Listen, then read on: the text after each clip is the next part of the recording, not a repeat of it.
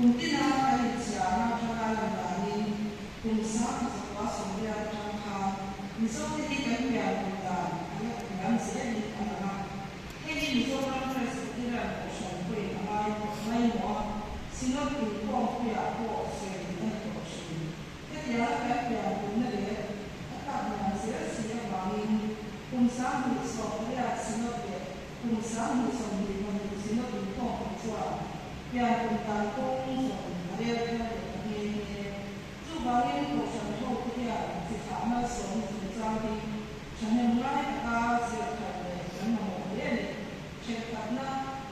akian ini kita boleh lupa masuk mesin sampai ini ada masuk yang kita minta tahu cuma lelur waktu ramai som jadi sepuluh sampai